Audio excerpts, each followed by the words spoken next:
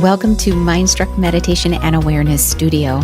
I am your host, Elizabeth Deboo, and here we experience those aha moments of living, learning, growing, and sustaining the practice of mindful awareness through meditation and breath, connection, and alignment, and how these practices open us up to living a soulful life from the inside out.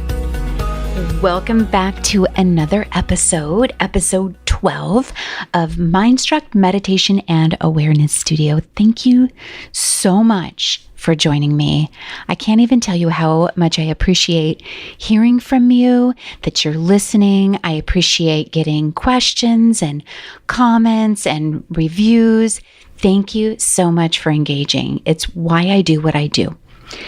Today, I want to talk about mindful awareness because that's what I love to talk about. And I'd like to give you a basis, the neurological basis of what's going on in your system during a stress response. Now, some of you, if you have been to any of my speaking engagements, or if you have been to my classes, if you have listened to me on social media, you may have heard me talk about this before. I really want to pull it all together today because what happens is I find myself referencing this stress response or fight or flight response or the dragon, which comprises the limbic system in the central nervous system. So I find myself talking about this, and I'd like to be able to reference it to have you be able to come back to an episode where I just talk about what's going on in the brain and body during a stress response and the milieu, the cascade of events. So in mindful awareness meditation, you've heard me talk so much about mindful awareness, and notice how I call it mindful awareness.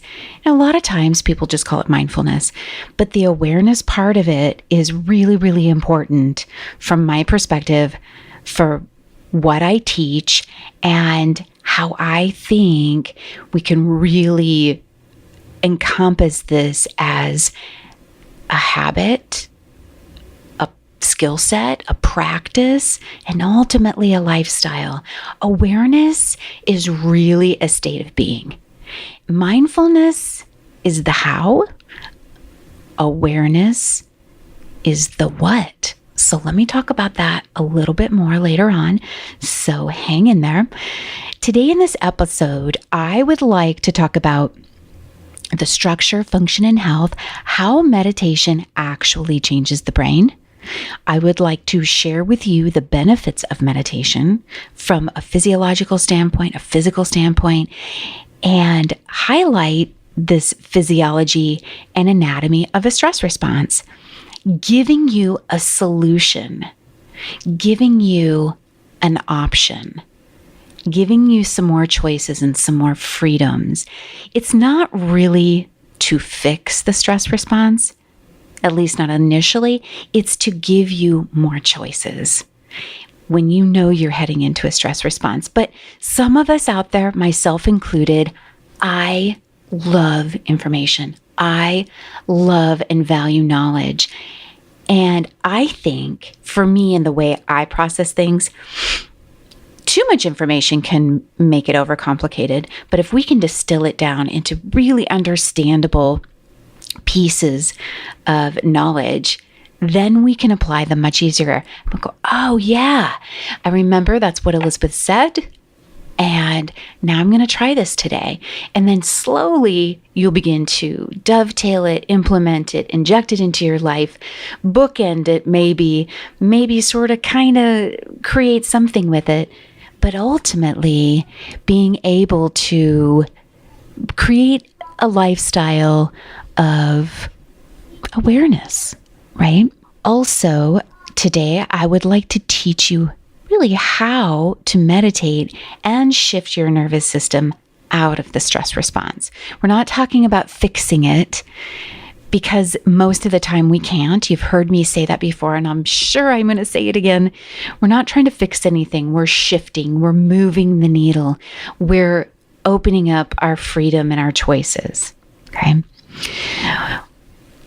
Jack Kornfield says, one of the most revolutionary of human gifts is our capacity to see clearly, to be present, interested, and connected to our own lives in a wise and compassionate way.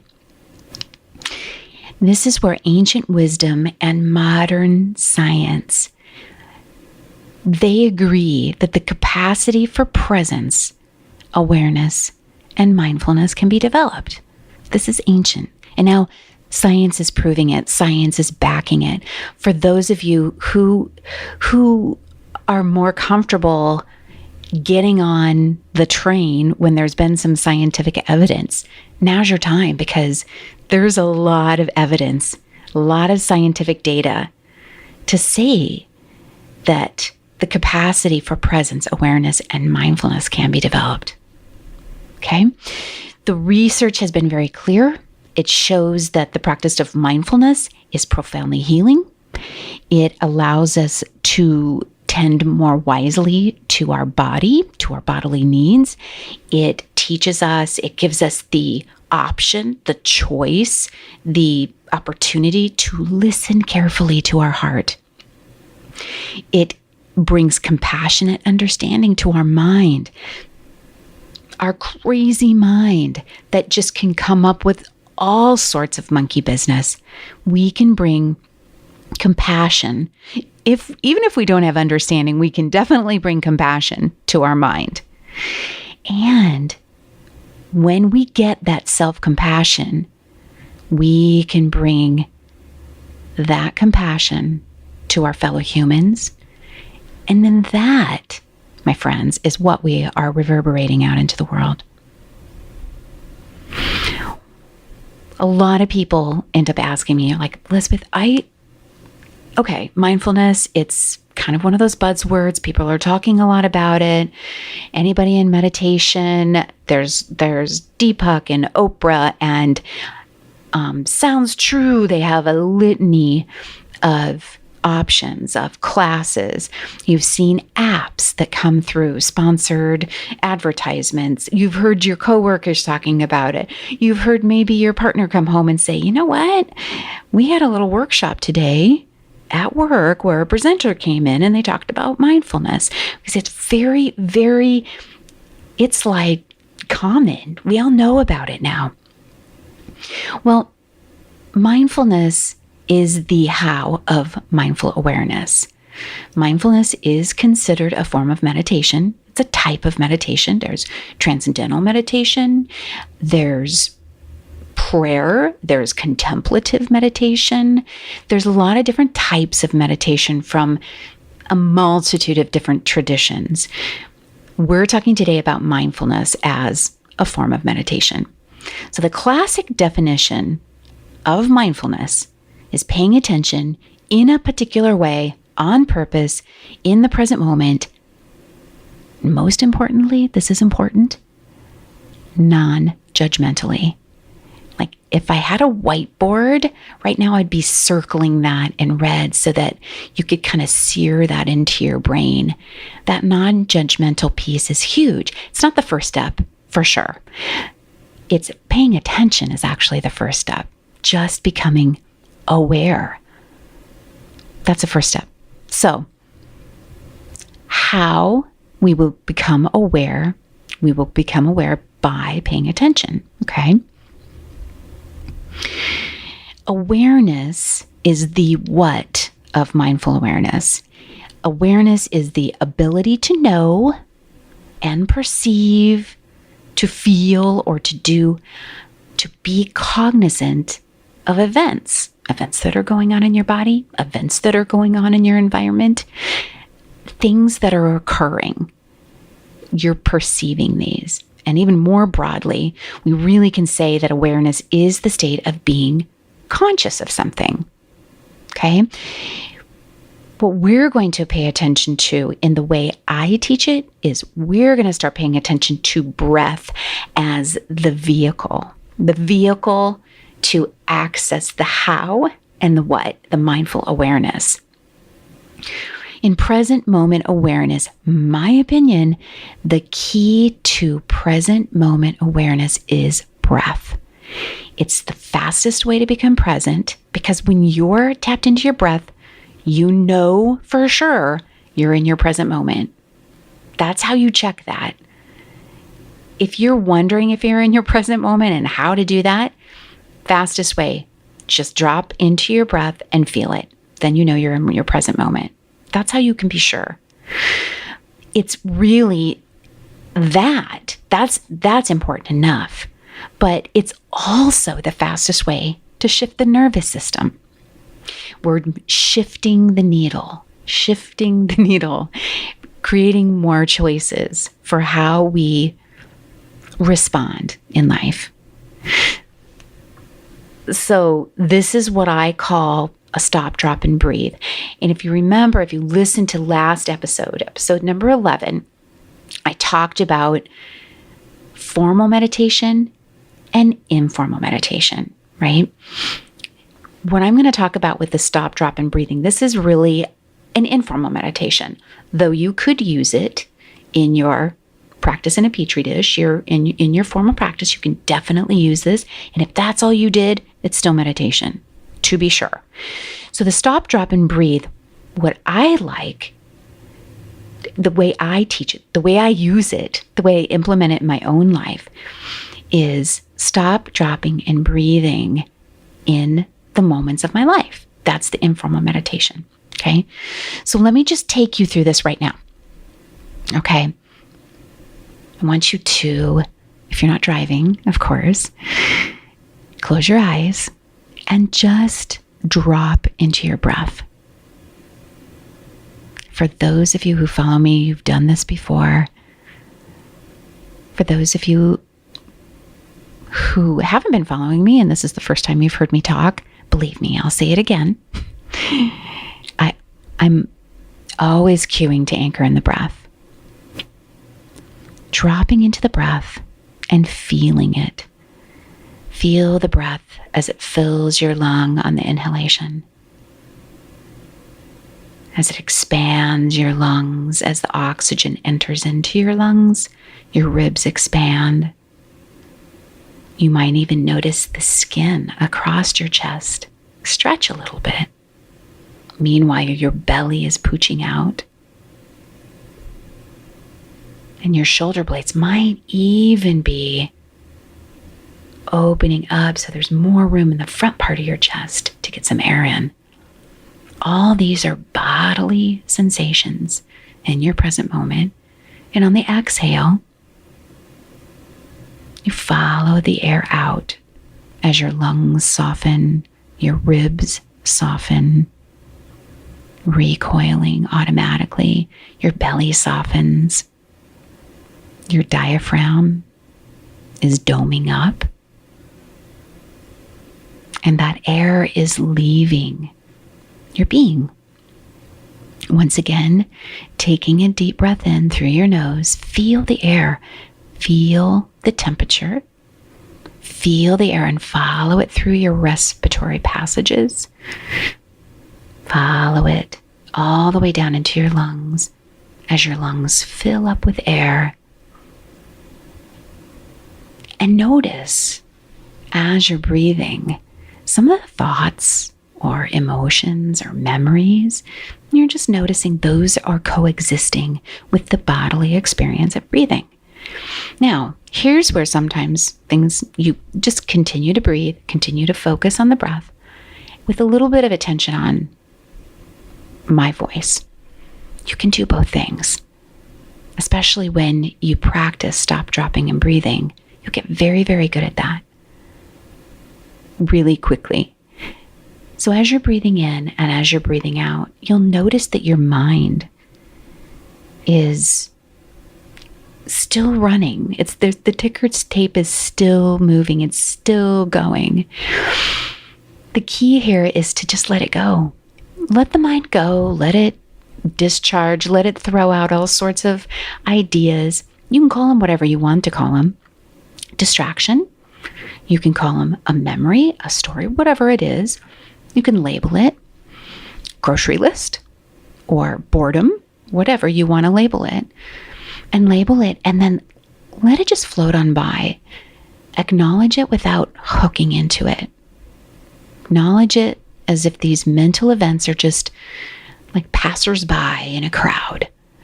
They're actually maybe even sitting in a lovely little cloud that's above you. They come through your mind and you label it. You go, oh, that's my to-do list. But then you keep letting it go and you drop right back into your breath. And you're breathing in and you're breathing out. Back to all the felt experience in your body. Breathing in, you feel the cool air enter into your nostrils, following that through your respiratory passages, all the way down your trachea, into your lungs, filling up your lungs, expanding your lungs, your ribs expand, your belly pooches out. And then on the exhale, you follow it right back out. Your belly softens, your diaphragm domes up,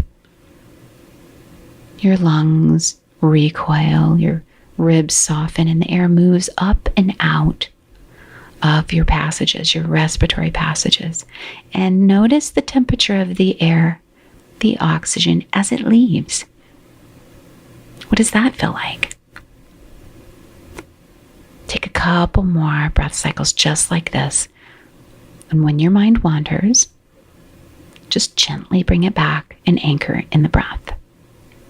Breathing in and breathing out.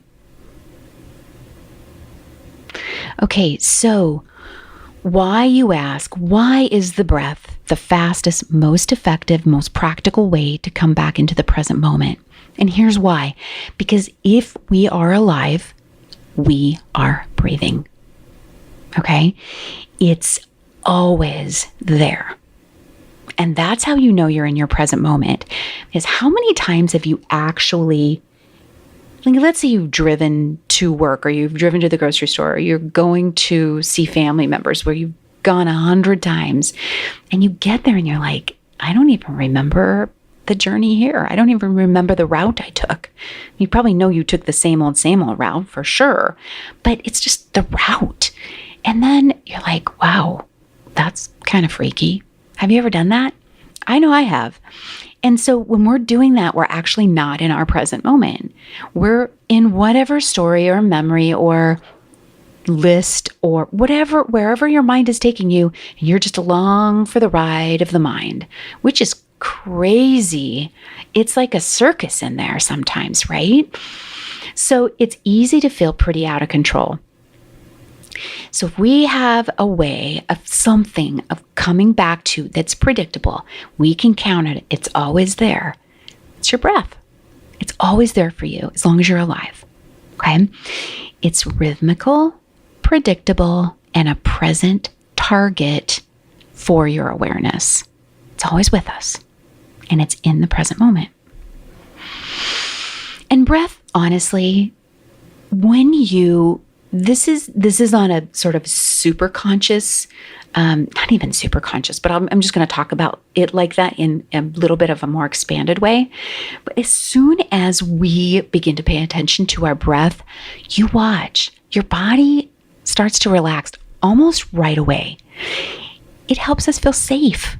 Oh yeah, we're alive. Yeah, we're alive. We're safe enough to just be thinking about our breath. It's pretty darn safe. And it just indicates that we're okay. It just tells us we're okay. We get into our body, we begin to breathe, we're okay. Breath actually calms the nervous system. I've talked about this. It brings us out of the future, the things that we're anticipating, and it brings us out of the past, the memories, the stories of long ago, and it brings us into our present moment, into the now. And why? So some of you might be wondering, why is the present moment so important? Because maybe you're not all that happy with your present moment. Maybe you don't love your job. So why would you want to be present? Right? I mean, it's valid. It's a valid piece of conversation. It's valid to talk about it. It's valid to bring that up. But the reason why the present moment is so important is that all non-life threatening stress comes from either the anticipation of the future or regret from the past. I'm going to repeat that because it's really, really important. The present moment is so important because all non-life threatening stress comes from either the anticipation of the future or a regret from the past. And mindful awareness, meditation, and a practice of mindful awareness cultivates the state of present moment awareness. When we pay attention to our breath, it is a present moment experience. Okay. So with mindful awareness, we're not really changing the chaos and the frenetic nature of the world. And that should feel actually like a relief, because who wants to take that on? That's a huge, ginormous, daunting task to calm the chaos and the frenetic nature of the world. Are you kidding me? Like that in and of itself, that is overwhelming to even think that that's part of what we need to be doing. It's not even a little bit. We're not changing the chaos of the world. We're not changing the chaos of our external environment. We're not changing the weather patterns of our external environment. What we are doing is we're shifting our internal landscape to the now. We're shifting it with our breath, and we're going to breathe in the present moment. So all the things you're worried about happening, that might happen in the future, are at the moment of now, they're irrelevant. Okay? We are controlling what we can control. Our breath. That's what we can control. Sometimes, right? Sometimes we can't. Those are really extraordinary situations when we can't. We're observing, acknowledging, and responding to the world, to our internal landscape.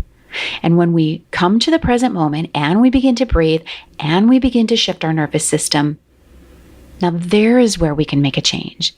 There is where there's more choice, more freedom, more opportunities to say, how am I going to respond to what the external world holds for me right now?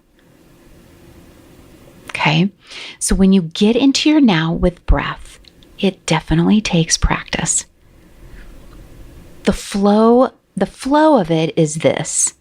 We observe and recognize, become aware of thoughts, sensations, and emotions. We breathe, we're in the now, and we're just taking this one task and anchoring our awareness in the breath. And it really allows us to recognize the monkey mind. I mean, when you begin to do this, you're going to be like, really, there's a lot of crazy town going up there in my mind.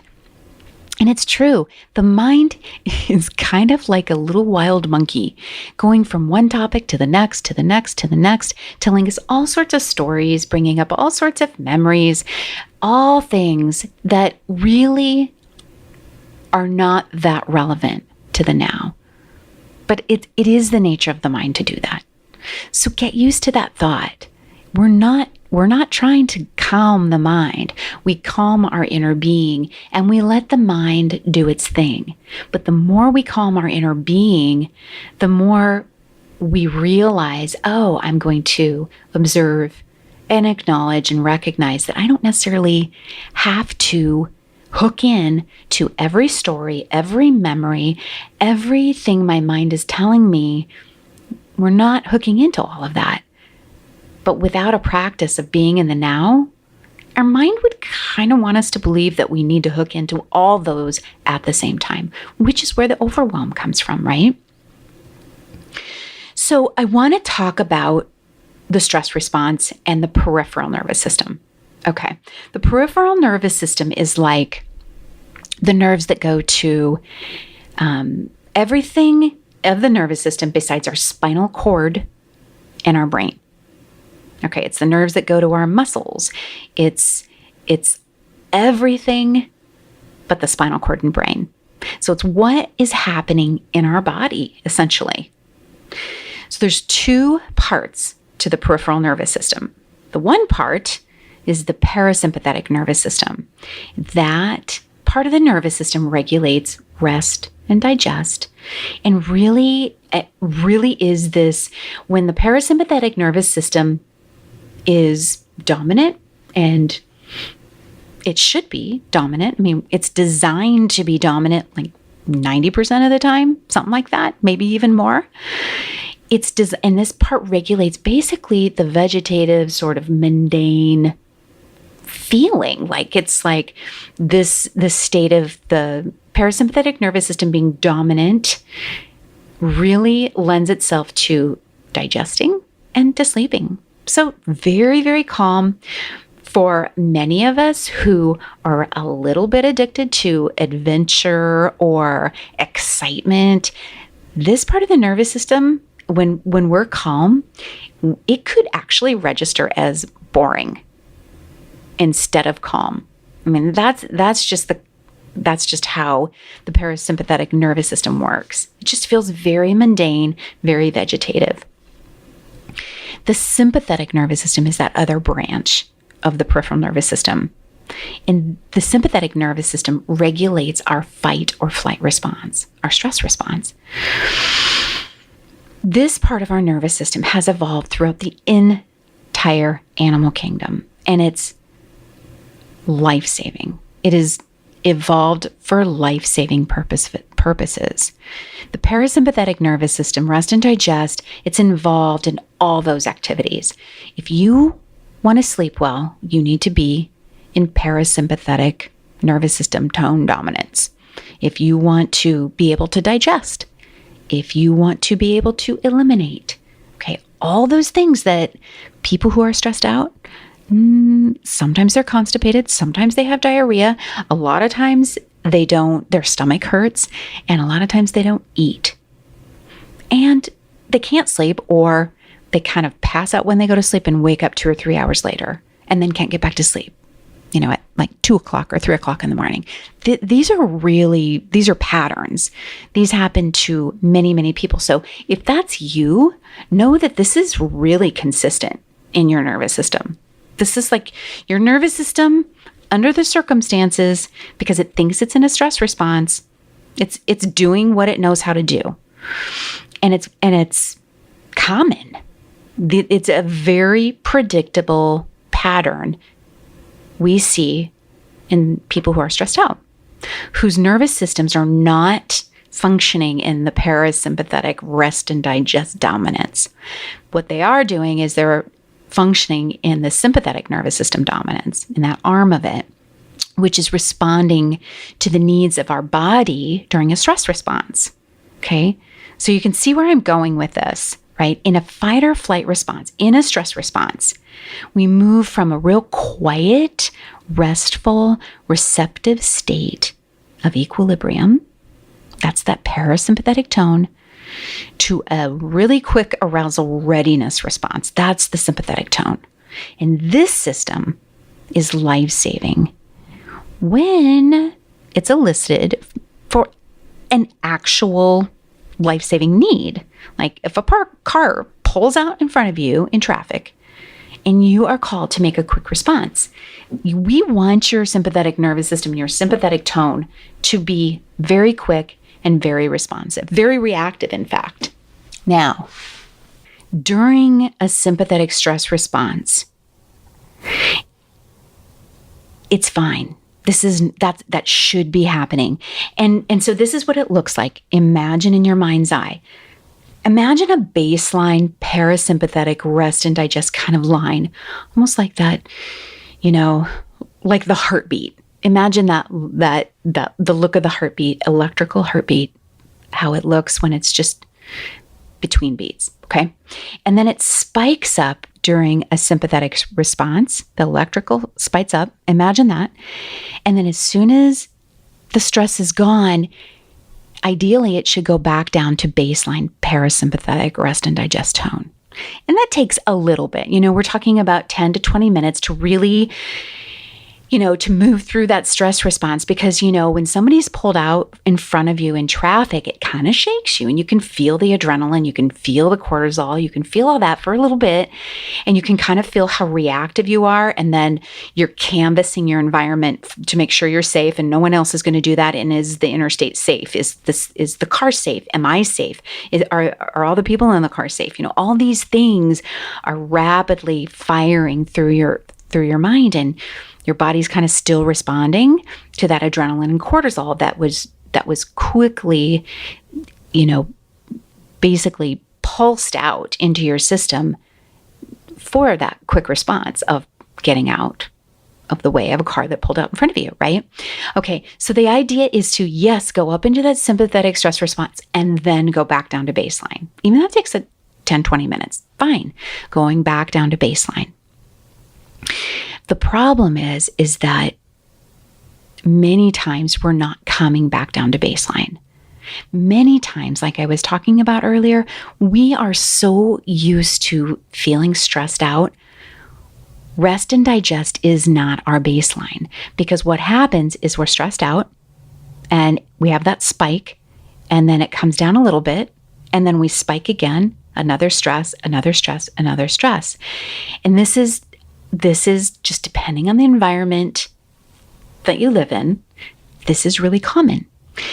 Maybe it's an overscheduled person. Maybe it's a job that stresses you out. Maybe it's a relationship that stresses you out. But these stress responses are attenuated over time, and we might come back down, not be way up in that spike, but we might not ever come back down to that parasympathetic rest and digest, mundane, dare I say, maybe even boring, calm place. And I know that because people get really addicted to that feeling. They don't call it stressed out. They don't say I'm addicted to stress. But they crave the adrenaline and the cortisol dump. And so this attenuates in their system. But I'm telling you, a chronic sympathetic, living out your life in a chronic sympathetic stress response will zap the very life from you. It will take its toll. Okay? During our day-to-day experiences, our brain can very, very easily access memories, thoughts, emotions, and feelings that elicit an identical stress response in the body, identical to an actual threat. And our brain does not know that there's a difference between a memory and an actual, right? Because think about it. You could probably shift yourself into a stress response and start feeling that adrenaline and cortisol just by thinking of a memory that elicits stress. We all have those. A story, a life experience. Maybe it's a past trauma. I'm not suggesting that you do that. I'm just saying I think we can all identify with that. But here's the deal. That is a memory. It's a story. It's in the past. Now, our brain does not know when we are getting stressed out because of a memory or the past.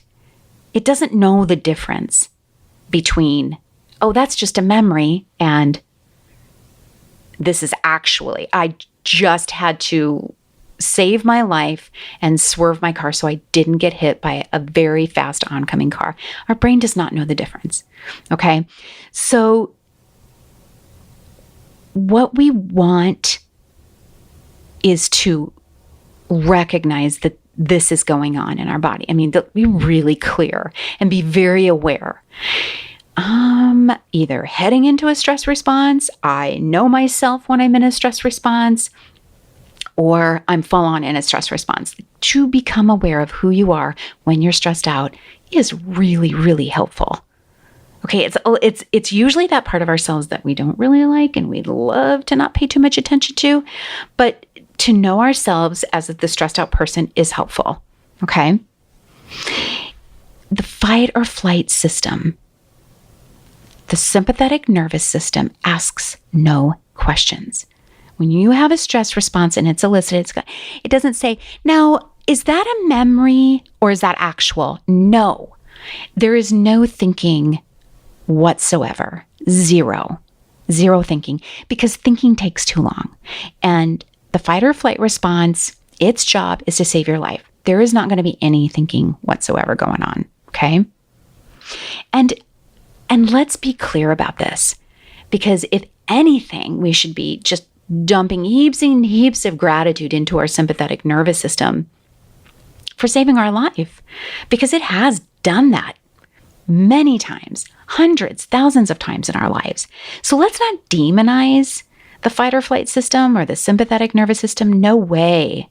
No, let's be grateful for that. But let's let it work when it has a job to do. And let's recognize it when it's hijacking your existence based on a memory or a story or something that's not in your now. Okay? The sympathetic nervous system, it's built-in mechanism for survival, for safety, for security. That's what it's for. And that fight or flight response, it is the thing that gets you out of harm's way. Okay? It dilates your pupils. It contracts your muscles. It increases your heart rate, increases your breath rate. It does everything to the periphery in the body that it needs to do to get you out of harm's way. Your whole body is responding. Okay? So meditation, mindful awareness, there is the possibility of being able to identify and pay attention when your mind and body is reacting in a stress response that is non-life-threatening. You know, it's a stress response that's based on a thought or a memory. I want you to do this little exercise. If you have a pen and paper now, you can pause, go grab it. If you're driving, definitely come back to this and use it as like a journal entry. That's what I suggest. I want you to take a moment and let's just stop, drop, and breathe. If you are driving, or if you're doing something where you're listening and you can't stop, you're working in the yard, you can still do this. You can still do the breathing part of this. Stop, drop, and breathe. You don't even have to close your eyes. I just want you to take a portion. This is if you're driving. If you're not driving and you're home and you can close your eyes and drop right into your breath, please do so, to get the full effect. Drop into your breath and feel it. Breathing in and breathing out. And every time you become aware of your breath, it should kind of feel like you're reunited. Because here, the whole time, you haven't been paying attention. Your breath is still breathing you, still doing its job, right? So I want you to breathe in and breathe out for 5 breath cycles. Breathing in, breathing out, noticing the physical body sensations as you breathe in and as you exhale. Notice emotions or memories that are elicited, feelings. You're just noticing those as you breathe in and as you breathe out. Okay, so now that you're really, really in your body, you're connected to your awareness, you're in your now, I'd like you to write down a list of words that describe you as your stressed out self. Okay? Okay, so these can be like angry, reactive, sad, mean, quiet. I mean, whatever it is, those that you know about yourself when you're stressed out, write them down. And here's our chance as you do this. We're going to begin to decipher between fight or flight and rest and digest and who you are in those. For fight or flight, it's you and your stress response, right? So always go to your breath. And the reason I wanted you to breathe before we did this is because I really want you to be in your body and be very present. Be very present when you're doing an exercise like this, because when you're present, you can you can be more honest and more aware. Oh yeah, I'm that. And remember I said mindfulness is about non-judgmental. So being honest and not judging yourself. It's okay, to be angry when you're stressed out. I mean, there's nothing wrong with it. It can be quite intelligent. Anger can be intelligent. Sadness, all of our emotions can be very intelligent. It's whether or not we're going to have choices with that, or if we're just going to be locked into a habituated reaction to it. Okay. So now I want you to write down a list of words that describes you as your best self.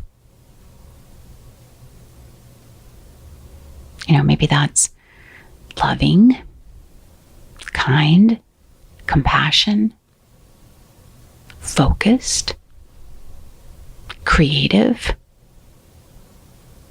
fun, adventurous, intelligent, whatever that is for you. Identify those things that you express as your best self when you're not stressed out. Okay. So during that stress response, our body responds. It shunts blood to the skeletal muscles so you can move away, run away, get away, react. Okay. It shunts all the blood away from the digestive system. It increases the heart rate, it increases the breath rate, because who knows? Maybe you've got to run. Maybe you've got to run for a long while. You just need to be able to mobilize, okay? The parasympathetic nervous system during a stress response basically just goes very, very quiet because there's no blood going to the digestive system. There's no blood going to your brain even. It's not in a context of the intellectual part of you is not happening. So just keep that in mind. We were just talking about the fight or flight response in the peripheral nervous system, and you just described you as your stressed out self, you as your best self, non-judgmentally. Okay? So now I want to talk about the stress response that from the perspective of the central nervous system. What the heck is going on in the brain? Not the mind, the brain. Okay. So here's where I say meet the dragon and the princess. So in our brain, there is this system, and it's a group of structures. Usually in the brain, we have things that are localized, like they're kind of close together when they work together so closely. This system that is in charge of the stress response in the central nervous system is called the limbic system. And you might have heard of this because people who meditate, people who talk about mindfulness, we talk a lot about the limbic system. Or maybe you just know about this because you use it somehow in your work. And keeping in mind, there's a lot more to this story. I'm distilling it down so it's easy to remember, so you have some takeaways. And you're like, oh yeah, I remember when Elizabeth talked about the dragon and the princess. It's just very accessible, okay? So meet the limbic system. The limbic system is what I call the dragon. It is comprised of, for this conversation anyway, the hippocampus, the amygdala, and the hypothalamus. Okay? So the hippocampus is like, it's kind of like a computer. It stores all the files. It's like the hard drive on your computer. It's like the memory on your computer, okay? Deep inside the temporal lobe of your brain. Now, the temporal lobe is where your ear. So if you could have a vision X-ray in MRI in and see what's underneath your ear on the inside of your brain, that's the temporal lobe. The hippocampus is deep inside that lobe of the brain, and it really is a storehouse for memories. Okay? The good, the bad, the pretty, the ugly, everything. It storehouses all of them. Okay? So memories here in the hippocampus are coded and they're recalled in categories, right? It's kind of like when you Google something, and you know how Google just kind of knows?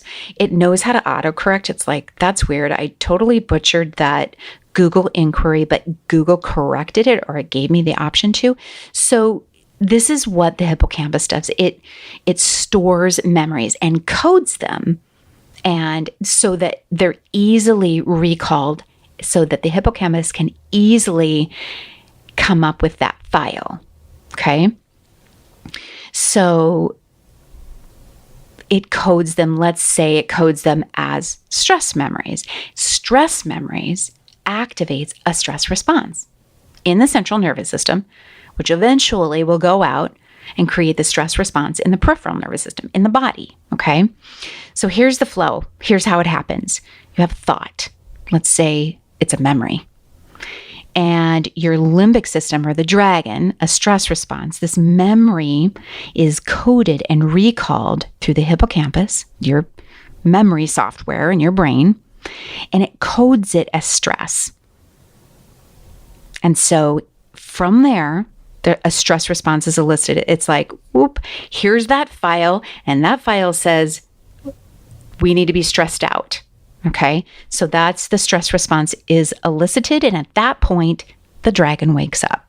Okay, so from the hippocampus, where we have this memory that's been recalled and it's coded stressed, the amygdala gets that information from the hippocampus. The hippocampus goes, hey, amygdala, we got a stress response problem here.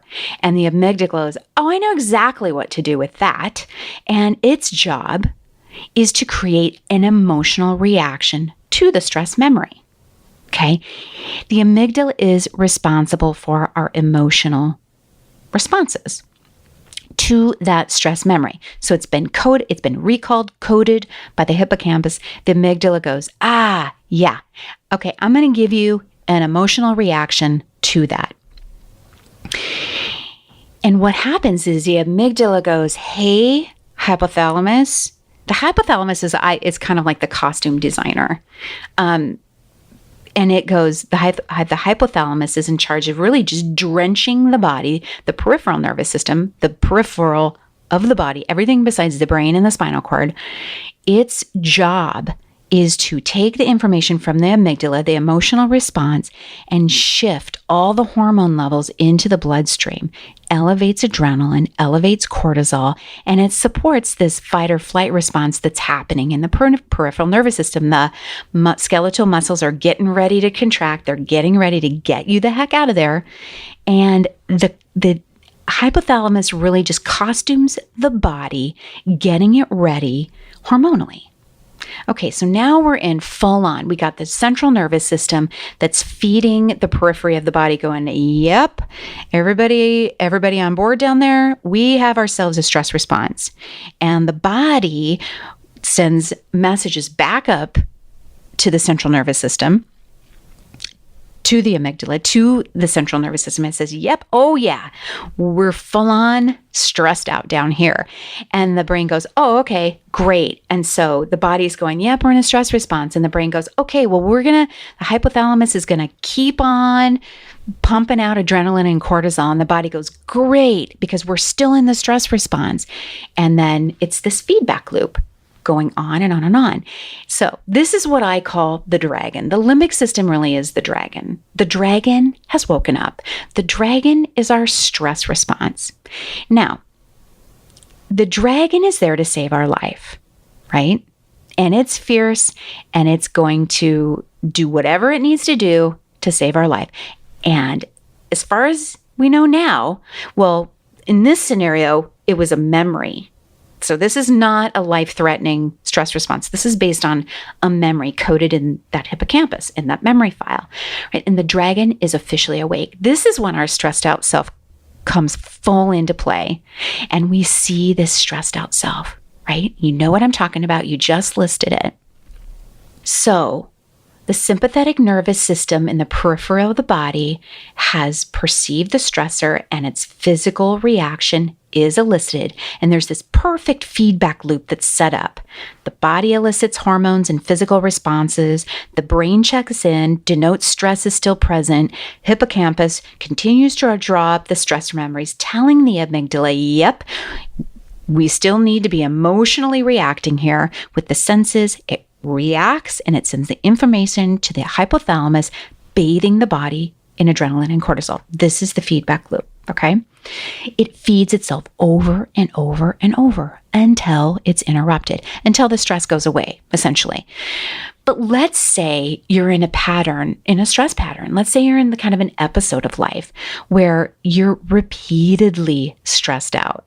Like repeatedly over and over. And remember, I talked about that. Normally we could be in rest and digest. We're stressed, it spikes, can come back down to baseline, back to rest and digest, 10 to 20 minutes. But this feedback loop is going to feed itself over and over, and then it becomes chronic stress, a chronic sympathetic arousal, a chronic stress state. And ultimately, chronic stress means chronic disease in the body. Remember what I said. Chronic stress responses in our body, left unattended, are life zapping. Chronic stress in the body increases inflammation, really damages the mitochondria of the cells. Now, the mitochondria, it's like the battery pack of the cells. So, what comes to mind for me is an old battery that's kind of exploded and has all that kind of crunchy, old acidy stuff around it. That's what happens when chronic inflammation and through chronic stress, this mitochondria, this battery pack, basically is damaged. And the damaged cells can't hold a charge because the battery pack of the cell, the mitochondria it blew up. It's got acid and crusty acid on it, right? At least in my scenario here, it can't hold a charge. And that means that cell is dying or damaged. And dying or damaged cells sputter out toxic waste. It's kind of like car emission, right? They sputter out toxic waste. We call those free radicals. Free radicals are the toxic waste products of a dying or damaged cell. The dying or damaged cell is damaged because of chronic inflammation from chronic stress. This toxicity in the body with chronic inflammation, this inflammation in the body expresses itself as coronary artery disease, hypertension, diabetes type 2, blood sugar responses, fibromyalgia, ADHD or brain inflammation, precursor to Alzheimer's, and it's also implicated in cancer. So there is value in getting to know the dragon. We identify our well-rehearsed scripts, patterns, memories, trigger themes. We identify our patterns that make up our stress response. We get pretty comfortable going, yeah, that's me in a stressed out response. We observe them mindfully, objectively, and mostly non-judgmentally. That's really, really important.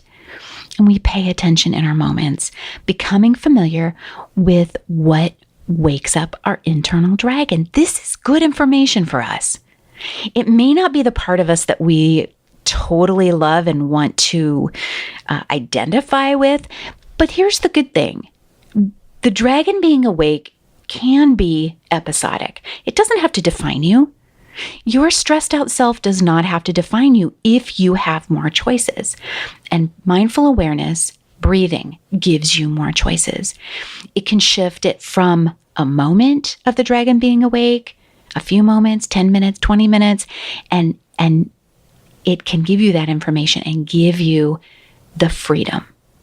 Becoming familiar with what wakes up our internal dragon, our triggers, becoming aware of our stressed out self, that list you wrote down, beginning to know when that dragon is completely in control and sovereign, right? And then feeling empowered to do something about it. We're not going to fix it. We're just going to shift the needle. Okay, so that's the part of the nervous system, the limbic system. That's the dragon. That's the stress response. Shift now, meet the princess. This is the prefrontal cortex. Okay, the prefrontal cortex, I'm telling you, she's a princess. That's why I call her the princess, is because let me orient you just a little bit. The prefrontal cortex is, imagine the outer covering of your brain with all the convoluted, it's very worm-like looking. So if you put your hand on your forehead, right behind your hand, right on the other side of that bone, the prefrontal cortex is the most frontmost part of the outermost part of the brain, okay? The outermost part of the brain is the newest part of the brain. Snakes don't have this. Snakes are really, really ancient. Reptiles are ancient.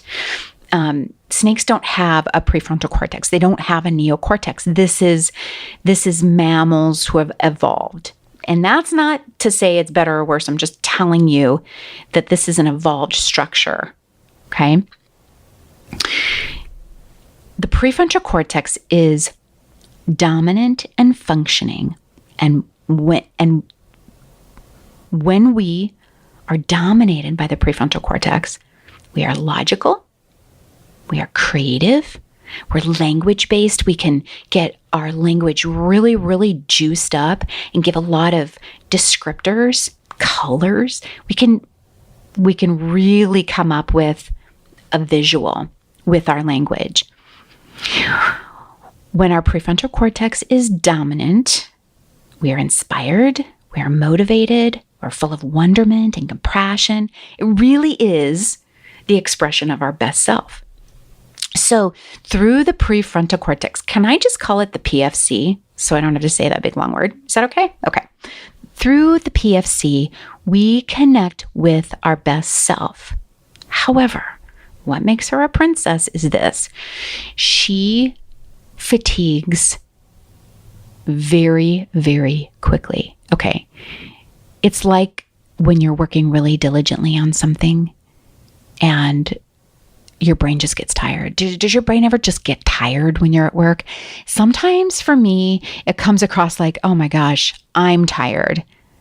But when I really feel it, it's usually my brain. My brain is tired. Well, this is the prefrontal cortex, especially if we're working in creativity or any of those things that I just talked about. We're being logical, creative, language-based, inspired, motivated. Okay, those are all things that use up a ton of energy, a ton of fuel. And the prefrontal cortex requires very quality fuel. Now we're talking about the composition of our food, proteins, carbohydrates, fats. It's very, very particular in what is needed, okay? The prefrontal cortex is not developed until our third decade as humans. Okay, that means until we're close to 30. Mid-20s. I think you've probably heard that before. But the prefrontal cortex is vital to our spiritual expansion. It brings our best self online, brings that ability to be compassionate and loving. I call the prefrontal cortex a princess because of this. She requires high quality, pristine fuel, tons of fuel, and she gets tired easily, right? The limbic system, on the other hand, is sort of like, just can go on and on forever, even without fuel. And here's the other thing that I didn't tell you about the limbic system, but is really outrageously important. The limbic system is hooked up at 4 months in utero, Remember the prefrontal cortex? I just said it's not fully developed until our third decade of life, somewhere in our 20s. Okay. And here's the really cool thing is the prefrontal cortex, the princess and the dragon. When the dragon's awake, when we are in a stress response, the princess is asleep. They're inversely related. When the princess is awake, the dragon is asleep. Okay? If we look at this, it's like the limbic system, our stress response really seems to have every advantage. Well, and it's wired to save our lives. You know, there's kind of a good reason for that. It's hooked up at 4 months in utero because we need it at 4 months in utero. And we're going to need it as soon as we're born, right? That's very poignant here, okay? So though it looks like the limbic system has every advantage, we do have the capacity to break repetitive, unnecessary thoughts, cycles, and patterns.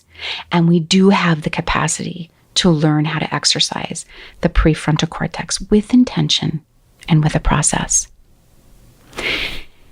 The prefrontal cortex learns and thrives through novelty, curiosity, and wonderment. The limbic system learns and thrives through fear. So the question is, how do we consciously wake up the princess? Meditate, become present, and be aware. We consciously wake up the princess by connecting with our body and our being. We observe non-judgmentally. We observe with curiosity. We allow ourselves space and pauses for observation, curiosity, and noticing without judgment. And this lights up our prefrontal cortex. And essentially, waking up the prefrontal cortex sings the dragon a goodnight song, sings it a little lullaby, sings it right to sleep. Okay, because the truth about the brain is the networks of structure and function, as we get stronger, as those parts get stronger, they get bigger, they thicken. The more we use them, the stronger they get. Thought really is a neural network response. Okay, so we strengthen signals and grow more networks with increased function. And function in this case is thought. The gray matter of our brain grows with use in density and volume. What we focus on grows. So we can use this, we can tap into this and grow and expand and thicken our prefrontal cortex. And here's what I always say. The princess, she might be, an energy hog. She might be easily fatigued and a woe is me kind of, oh my gosh, I gotta take a break. I need a nap. Okay, so be it. But with practice, with the thickening of this structure, we can turn this princess into an amazing goddess. Okay? In a chronically stressed out person, the limbic system and the temporal lobe of the brain is thickened. The amygdala is thickened in volume and density. It's just like in our nervous system or our musculoskeletal system. Okay, the more we use a muscle, the stronger it gets, right? The thicker it gets, the more endurance it gets. The brain works like this too. So volume and density of the brain in areas unused will likewise shrink and they'll prune themselves. Okay? So remember, candy for the prefrontal cortex, our best self, our highest expression of ourselves is curiosity, wonderment, imagination. And this is that best self in rest and digest scenario. Candy for the limbic system is fear-based, stress-based thoughts, emotions, and lifestyles. Okay? So now that we know there really is something that we can do, we are empowered. We can do this. We can shift the needle.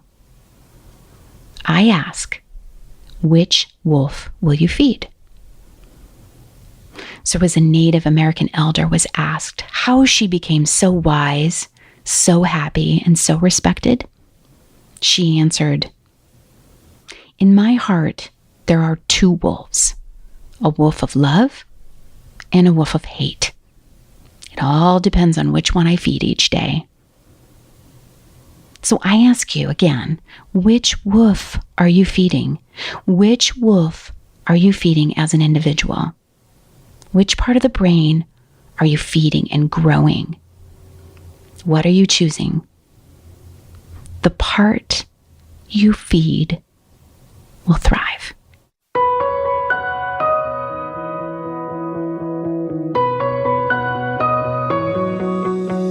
If you've enjoyed listening to this podcast, you must come check out my website, expandingpathways.com. Also check out my Facebook page, elizabethdeboo.expandingpathways, as well as my Facebook group, Mindstruck Meditation and Awareness Studio, in order to stay up to date on all my courses and all my offerings, where we take all this material on awareness, breath, and meditation and help you take it to the next level.